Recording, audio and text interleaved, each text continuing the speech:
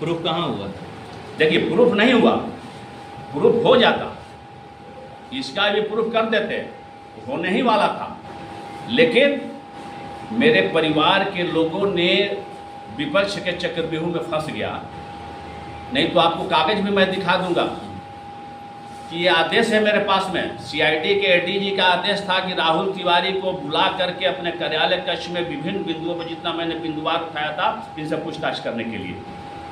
लेकिन विपक्ष के लोगों ने परिवार में फूट पैदा किया और जिसका नतीजा हुआ कि वो अस्त व्यस्त हो गया, जिसका ये नतीजा हो गया राहुल तिवारी भी शिकंजों के पीछे होते, आज ये बोलने लायक नहीं रहते। जो बढ़ बढ़ के बोल रहे हैं, इनको पता चल जाता है कि क्या होता है।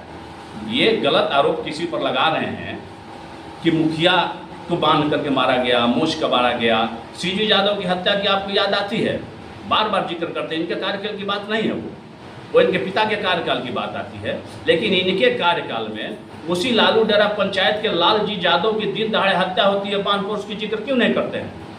उनकी हत्या कौन किया? हम पूछना चाहते हैं उनसे कि लालजी यादव की हत्या कौन किया, बता दें।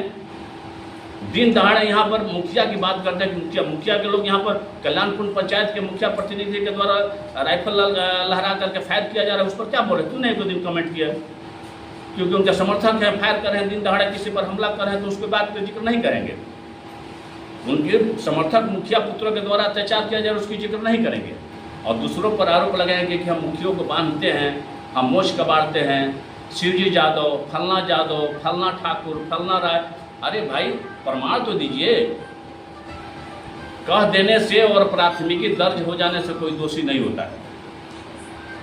आरोप ये भी लगा है कि जो धमोल का रोड है वो आप लोग जबरदस्ती बनवा रहे थे, लोगों ने जमीन नहीं दिया तो आप लोग फायरिंग कर रहे हैं।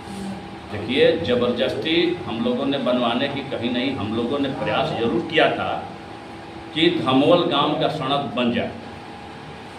ये मुनि देवी के कार्यकाल में हम लोगों ने प्रयास किया कि धमोल का सड़क बन जाए, उसका टेंडर भी हुआ।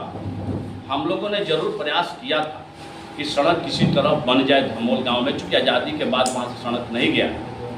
लेकिन अगर किसी ने विरोध किया तो ठेकेदार उसका था, उसमें तत्कालिक कुछ काम करा रहे थे। अगर ये भी बात कहते हैं कि हम लोगों ने जाकर के वहाँ पर गोली चला दी, ये कहते हैं राहुल तिवारी, तो राहुल तिवारी का थाना में दर्ज है क्या FIR की? वो जाने गोली चलाया था, काम रुकने के समय में ये बोरोजा विश्वेश्वर पर प्राथमिकी दर्ज है। किसने FIR दर्ज किया है कि हमारे ऊपर गोली चला? काम करवाने के रुकने के बाद गोली चलने की बात करते हैं, तो हमारे ऊपर तो कोई प्राथमिकी दर्ज नहीं है कि हमारे ऊपर आकर के गोली चला दे। किसने FIR किया? अगर राहुल तिवारी के पास में प्राथमिकी है कि धमोल गांव में सड़क बन रहा था और बोरोजा विश्वेश्वर ओझा ने आकर के गोली चला दी, तो प्राथमिकी दिखा दे कि किस व्यक्ति ने प्राथमिकी दर्ज कराया कि बोरोजा विश्वेश्वर ओझा ने गोली चलाया मेरे ऊपर में। मेरे समझ से तो कोई प्राथमिकी दर्ज नहीं है उस केस में, अगर है तो दिखाएं। एक आखिरी सवाल है। सवाल ये है कि बोहरनपुर बांध पर कुछ दिन पहले एक हत्या हुई थी, मतलब छीना झपटी में पैसे भी छीने गए, हत्या हुआ। और उस समय पिकेट की मांग दामोदरपुर में उठी थी कि पिकेट जल्द से जल्द वहाँ पर बनना चाहिए, वहाँ पर पुलिस की तैनाती हो। मगर अभी तक देखा जा रहा है कि ऐसा कुछ भी नहीं हुआ। वहाँ पर DSP साहब आए थे, वो भी बोले थे, आश्वासन दिए थे कि वहाँ पर पुलिस की तैनाती होगी, मगर कुछ भी नहीं हुआ।